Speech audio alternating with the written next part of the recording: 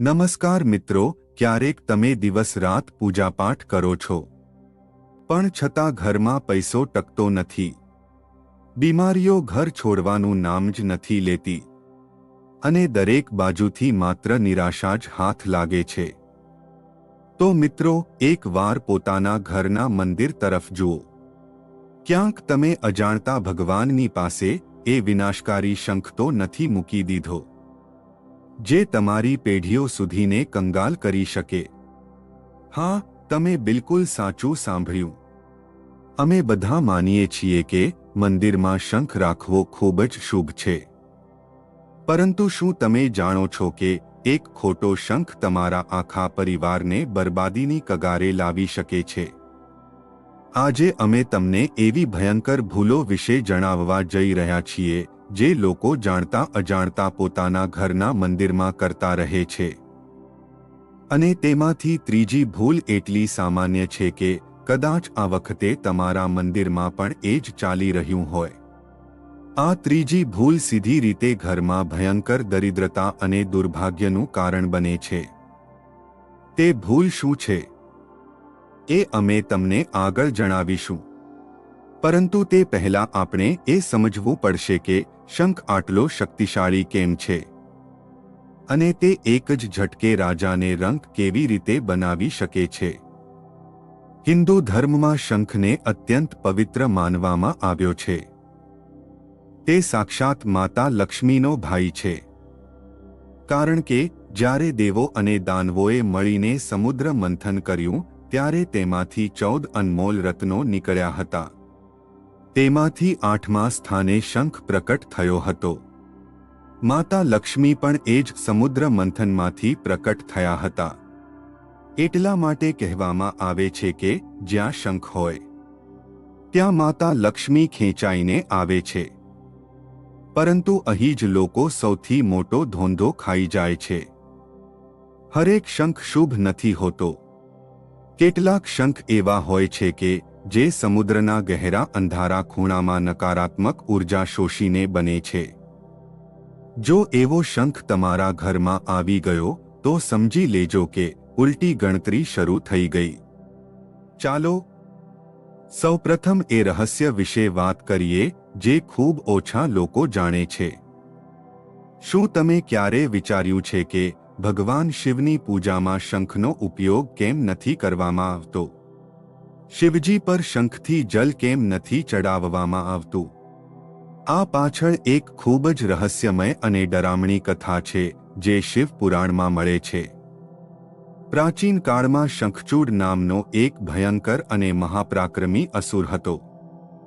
તે દંભનો પુત્ર હતો અને તેણે કઠોર તપસ્યા કરીને બ્રહ્માજી પાસેથી અજેય થવાનું વરદાન મેળવ્યું હતું।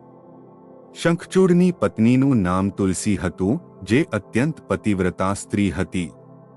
પોતાની પત્નીના સતીત્વ અને બ્રહ્માજીના વરદાનને કારણે શંખચૂડે ત્રણેય લોકોમાં હાહાકાર મચાવી દીધો હતો। તેણે દેવતાઓને સ્વર્ગમાંથી બહાર કાઢી નાખ્યા અને ચારે તરફ આતંક ફેલાવ્યો। પરેશાન થઈને બધા દેવતાઓ ભગવાન શિવની શરણમાં ગયા। ભગવાન શિવે શંખચૂડનો વધ કરવાનો નિર્ણય કર્યો। એક ભયંકર યુદ્ધ થયું જેમાં ભગવાન શિવે પોતાના ત્રિશૂલથી શંખચૂડને ભસ્મ કરી દીધો। શિવ પુરાણ અનુસાર શંખચૂડની ભસ્મ અને હાડકામાંથી જ શંખની ઉત્પત્તિ થઈ। કારણ કે શંખચૂડ ભગવાન વિષ્ણુનો ભક્ત હતો, તેથી શંખ ભગવાન વિષ્ણુને અત્યંત પ્રિય છે। પરંતુ કારણ કે તે ભગવાન શિવનો શત્રુ હતો અને શિવજીએ તેનો વધ કર્યો હતો, તેથી ભગવાન શિવની પૂજામાં ક્યારેય શંખનો ઉપયોગ નથી કરવામાં આવતો।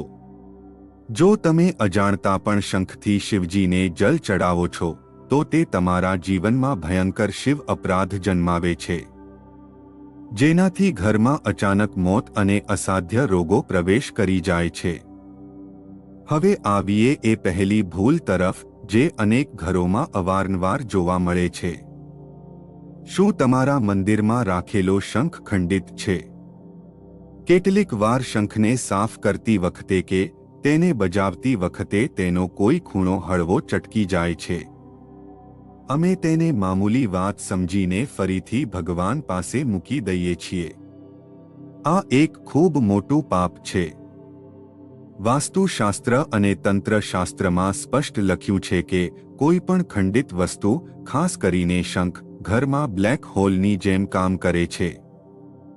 તે તમારા ઘરની બધી સકારાત્મક ઉર્જા, બધી બરકત અને માતા લક્ષ્મીની કૃપાને શોષી લે છે. એક ચટકેલો શંખ ઘરના સભ્યો વચ્ચે દરાર પેદા કરે છે. ભાઈ ભાઈ દુશ્મન બની જાય છે અને પતિ પત્ની વચ્ચે વિના કારણ ક્લેશ રહેવા લાગે છે. જો તમારા ઘરમાં એવો શંખ પડ્યો છે તો તેને આજે જ વહેતા જળમાં પ્રવાહિત કરી દો. પરંતુ વાત માત્ર ખંડિત શંખની જ નથી. એક અન્ય ભૂલ પણ લોકો કરે છે અને તે છે શંખની ખોટી ઓળખ. આજકાલ બજારમાં અનેક પ્રકારના નકલી અને ખોટી દિશાના શંખ મળે છે. શંખ મુખ્યત્વે બે પ્રકારના હોય છે, વામાવર્તી અને દક્ષિણાવર્તી. વામાવર્તી શંખ એ છે જેને બજાવવામાં આવે છે, જેનો ઉપયોગ પૂજામાં ધ્વનિ ઉત્પન્ન કરવા માટે કરવામાં આવે છે. અને દક્ષિણાવર્તી શંખ એ છે જેને માત્ર પૂજા માટે જ રાખવામાં આવે છે. તેને બજાવવામાં આવતો નથી. દક્ષિણાવર્તી શંખ અત્યંત દુર્લભ અને ચમત્કારી હોય છે. તેને માતા લક્ષ્મીનું સાક્ષાત સ્વરૂપ માનવામાં આવે છે. લોકો શું ભૂલ કરે છે? તેઓ બજારમાંથી કોઈ પણ શંખ ઉપાડી લાવે છે અને તેને દક્ષિણાવર્તી સમજીને પૂજવા લાગે છે, અથવા જે શંખ બજાવવાનો હોય છે તેનાથી જ ભગવાનને સ્નાન કરાવવા લાગે છે. આ એક ખૂબ મોટી તાંત્રિક ભૂલ છે. શાસ્ત્રોમાં સ્પષ્ટ લખ્યું છે કે જે શંખને તમે તમારા મુખથી લગાવો છો તે જૂઠો થઈ જાય છે. એ જૂઠા શંખથી ક્યારેય ભગવાનને જલ ન ચડાવવો જોઈએ અને ન તો તેનાથી ભગવાનને સ્નાન કરાવવું જોઈએ. જો તમે આવું કરો છો તો તમે ભગવાનનું ઘોર અપમાન કરી રહ્યા છો. તેનાથી દેવતાઓ રુષ્ટ થઈ જાય છે. અને જે ઘરમાંથી દેવતાઓ રુષ્ટ થઈ જાય ત્યાં દરિદ્રતા આવવામાં વાર નથી લાગતી. બજાવવાનો શંખ અલગ હોવો જોઈએ અને પૂજામાં અભિષેક કરવાનો શંખ બિલકુલ અલગ હોવો જોઈએ. બંનેને એકસાથે મિલાવવું એ વિનાશને નિમંત્રણ આપવા જેવું છે. અને હવે આવીએ એ ત્રીજી અને સૌથી ભયંકર ભૂલ તરફ, જેનો ઉલ્લેખ અમે શરૂઆતમાં કર્યો હતો. આ એવી ભૂલ છે જે દેખાવમાં ખૂબ સામાન્ય લાગે છે, પરંતુ તેના પરિણામ એટલા ઘાતક હોય છે કે માણસને સમજાતું જ નથી કે તેની સાથે શું થઈ રહ્યું છે. વેપાર અચાનક ઠપ્પ થઈ જાય છે, નોકરી છૂટી જાય છે અને ઘરમાં રાખેલું પૈસું પાણીની જેમ વહી જાય છે. આ ભૂલ શંખને રાખવાની રીત સાથે જોડાયેલી છે. ધ્યાનથી સાંભળજો, કારણ કે આ તમારા ઘરની દિશા અને દશા બંને બદલી શકે છે.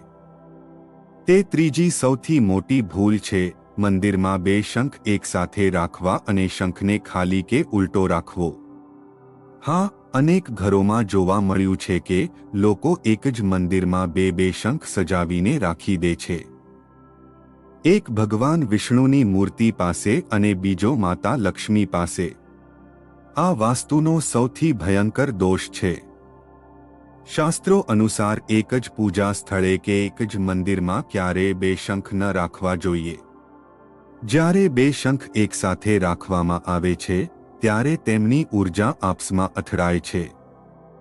આ ઉર્જાનો અથડામણ ઘરના વાતાવરણમાં એવો તણાવ પેદા કરે છે કે ઘરમાં હંમેશા બેચેની રહે છે. રાતની ઊંઘ ઉડી જાય છે અને પરિવારના સભ્યોમાં એક અજીબ ડર અને ચિંતા ઘર કરી જાય છે. જો તમારી પાસે બે શંખ છે તો એક શંખને કોઈ લાલ કપડામાં બાંધીને તમારા ઘરની તિજોરીમાં કે કોઈ પવિત્ર સ્થાને રાખી દો, પરંતુ બંનેને એકસાથે મંદિરમાં ક્યારેય ન રાખો. તેની સાથે જ શંખને રાખવાની રીત પણ ખૂબ મહત્વપૂર્ણ છે. શંખને ક્યારેય સીધો જમીન પર ન રાખવો જોઈએ. શંખનું સ્થાન હંમેશા એક વિશેષ આસન પર હોવું જોઈએ. તમે તાંબા, પિત્તળ કે ચાંદીના સ્ટેન્ડ પર શંખ રાખી શકો છો. તેના ઉપરાંત શંખને મંદિરમાં ક્યારેય ખાલી ન રાખવો જોઈએ. આ સૌથી અગત્યની વાત છે.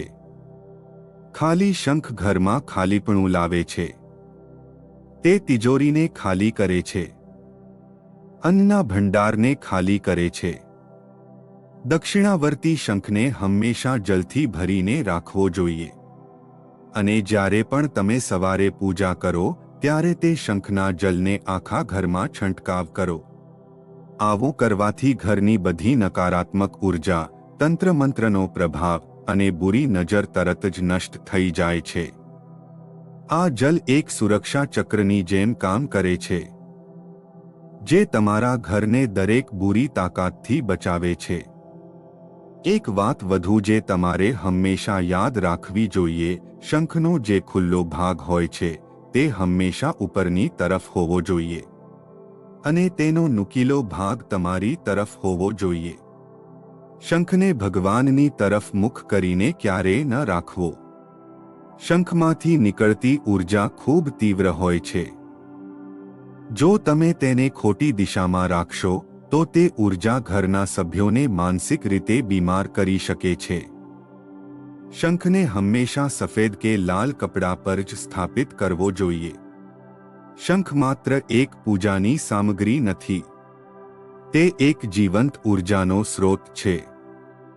જ્યારે શંખ બજાવવામાં આવે છે ત્યારે તેમાંથી જે ઓમની ધ્વનિ નીકળે છે તે ઘરના દરેક ખૂણામાં હાજર બુરી આત્માઓ અને નકારાત્મક શક્તિઓને ભસ્મ કરી દે છે. વૈજ્ઞાનિકો પણ માને છે કે શંખની ધ્વનિથી વાતાવરણમાં હાજર અનેક હાનિકારક બેક્ટેરિયા અને વાયરસ મરી જાય છે. પરંતુ આ ત્યારે જ થશે જ્યારે તમારા ઘરમાં સાચો શંખ હોય અને તેને સાચી રીતે રાખવામાં આવ્યો હોય. જો શંખ ખોટો હશે તો તે ફાયદાની જગ્યાએ એવું નુકસાન કરશે જેની ભરપાઈ કેટલીય પેઢીઓ સુધી નહીં થઈ શકે. જરા વિચારો, તમે કેટલી મહેનતથી પૈસા કમાઓ છો. તમે તમારા પરિવાર માટે દિવસરાત એક કરો છો. પરંતુ જો તમારા ઘરના મંદિરમાં જ વાસ્તુ દોષ હોય તો તમારી બધી મહેનત માટીમાં મળી જશે. અવારનવાર અમે જોઈએ છીએ કે કેટલાક લોકો ખૂબ ઓછી મહેનત કરે છે છતાં તેમની પાસે બધું હોય છે અને કેટલાક લોકો દિવસરાત પરસેવો વહાવે છે છતાં દાણા દાણાના મોહતાજ રહે છે. તેનું કારણ આ જ નાની નાની વાતો છે જેને અમે અવારનવાર અવગણી દઈએ છીએ. દેવી દેવતાઓ અમારા ભાવ જુએ છે, આ સાચું છે, પરંતુ નિયમોનું પાલન કરવું પણ એટલું જ જરૂરી છે. જ્યારે તમે બ્રહ્માંડના નિયમોની વિરુદ્ધ જઈને કોઈ કામ કરો છો ત્યારે બ્રહ્માંડની ઊર્જા તમારી વિરુદ્ધ કામ કરવા લાગે છે. એટલા માટે આજે જ તમારા ઘરના મંદિરની તપાસ કરો. જુઓ કે ક્યાંક તમે અજાણતા આ ભૂલો તો નથી કરી નાખી. શું તમારો શંખ સાચી અવસ્થામાં છે? શું તમે તેને જલથી ભરીને રાખ્યો છે? શું તમે તેને સાચા આસન પર સ્થાપિત કર્યો છે? જો ના હોય તો તરત જ આ ભૂલો સુધારી લો. શંખને ગંગાજળથી ધોઈને તેને પવિત્ર કરો. તેને તિલક લગાવો અને સાચા મનથી ભગવાન વિષ્ણુ અને માતા લક્ષ્મીનું ધ્યાન કરો. તમે જોશો કે કેવી રીતે થોડા જ દિવસોમાં તમારા ઘરનું માહોલ બદલાવા લાગશે. જે પૈસો અટકતો ન હતો તે ટકવા લાગશે. જે બીમારીઓ પરેશાન કરતી હતી તે ધીરે ધીરે દૂર થવા લાગશે. ઘરમાં એક નવી સકારાત્મક ઊર્જાનો સંચાર થશે અને તમારા અટકેલા કામ પોતે જ બનવા લાગશે. આધ્યાત્મિક માર્ગ ખૂબ સીધો છે, પરંતુ તેમાં ભટકાવ પણ ખૂબ છે. સાચું જ્ઞાન જ અમને સાચા રસ્તે લઈ જઈ શકે છે. શંખની મહિમા અનંત છે. તે માત્ર ધન અને વૈભવનું પ્રતીક નથી, પરંતુ તે અમારા મનને શાંતિ પણ આપે છે. જ્યારે તમે શંખની ધ્વનિ સાંભળો છો ત્યારે તમારા અંતરમાંના બધા વિચારો શાંત થઈ જાય છે અને તમે સીધા જ ઈશ્વર સાથે જોડાઈ જાઓ છો. પરંતુ આ ચમત્કારને અનુભવવા માટે તમારે શંખના નિયમોનું સન્માન કરવું પડશે. એક વાત હંમેશા યાદ રાખો, ભગવાનની પૂજામાં ક્યારેય જલ્દીબાજી ન કરો. દરેક વસ્તુ અને દરેક નિયમનું પોતાનું મહત્વ છે. શું તમે જાણો છો કે જો તમે સાંજના સમયે ગોધૂલી વેળામાં શંખ બજાવો છો તો તેનો શું પ્રભાવ પડે છે? ઘણા લોકો આ વાતથી અજાણ છે કે સાંજની આરતીના સમયે શંખ બજાવવું કેટલું ચમત્કારી હોઈ શકે છે. જ્યારે સૂર્ય ઢળી રહ્યો હોય છે અને રાતનું અંધારું ફેલાવા લાગે છે, તે સમય નકારાત્મક શક્તિઓના હાવી થવાનો હોય છે. તે સમયે જ્યારે તમે શંખનાદ કરો છો ત્યારે તે ધ્વનિની તરંગો આખા ઘરને એક સુરક્ષા કવચમાં લપેટી લે છે. કોઈ પણ બુરી શક્તિ, કોઈ પણ કિયા કરાયા કે તંત્રબાધા તે ઘરમાં પ્રવેશી નથી શકતી. પરંતુ અહીં પણ એક નિયમ છે. શંખને ક્યારેય રાતના સમયે ન બજાવવો જોઈએ. સૂર્યાસ્ત પછી શંખ બજાવવું શાસ્ત્રોમાં વર્જિત માનવામાં આવ્યું છે, કારણ કે તે સમયે દેવતાઓ વિશ્રામમાં હોય છે. જો તમે બેમોસમ કે ખોટા સમયે શંખ બજાવો છો તો તમારે દેવતાઓના ક્રોધનો સામનો કરવો પડી શકે છે. તો હવે તમે સમજી ગયા હશો કે શંખ કોઈ સામાન્ય વસ્તુ નથી. તે એક ખૂબ જ શક્તિશાળી અને રહસ્યમય યંત્ર છે. જો તેને સાચી રીતે વાપરવામાં આવે તો તે તમને રંકથી રાજા બનાવી શકે છે, અને જો ખોટી રીતે રાખવામાં આવે તો રાજાને ભિખારી બનાવવામાં પણ વાર નથી લાગતી. આ માહિતી માત્ર તમારા માટે જ નથી, પરંતુ તમારા આખા પરિવારની ભલાઈ માટે છે. તમારા ઘરના વાતાવરણને શુદ્ધ રાખો, મંદિરને સાફ રાખો અને એ ખાતરી કરો કે જે ભગવાનની તમે પૂજા કરી રહ્યા છો તેમના નિયમોનું પણ તમે પાલન કરી રહ્યા છો. શું તમારા ઘરમાં પણ શંખ સાથે જોડાયેલી કોઈ એવી ઘટના બની છે જે તમને સમજાઈ નથી? શું તમને પણ એવું લાગે છે કે લાખો કોશિશો કર્યા પછી પણ ઘરમાં બરકત નથી થઈ રહી? જો હા, તો કદાચ તેનું કારણ તમારા મંદિરમાં જ છુપાયેલું હોય. આજે જ તમારા મંદિરની વ્યવસ્થા સાચી કરી લો. ભગવાન ક્યારે કોઈનું બુરું નથી ઈચ્છતા. અમે જ અમારી અજ્ઞાનતાથી અમારું નુકસાન કરી બેસીએ છીએ. સાચું જ્ઞાન અપનાવો અને તમારા જીવનને સુખ અને સમૃદ્ધિથી ભરી દો. શું તમે ઈચ્છશો કે અમે વાસ્તુ, શાસ્ત્ર અને મંદિરના નિયમો સાથે જોડાયેલા એવા જ વધુ ગહન અને અનસુને રહસ્યો તમારી સામે લઈ આવીએ, જે તમારા જીવનની દરેક પરેશાનીને જડથી ખતમ કરી શકે? વિડિયો પસંદ આવ્યો હોય તો લાઈક કરજો, ચેનલને સબસ્ક્રાઇબ કરજો અને કોમેન્ટ બોક્સમાં જય લક્ષ્મીનારાયણ અવશ્ય લખી દેજો. વિડિયોને અંત સુધી જોવા માટે તમારો ખૂબ ખૂબ આભાર.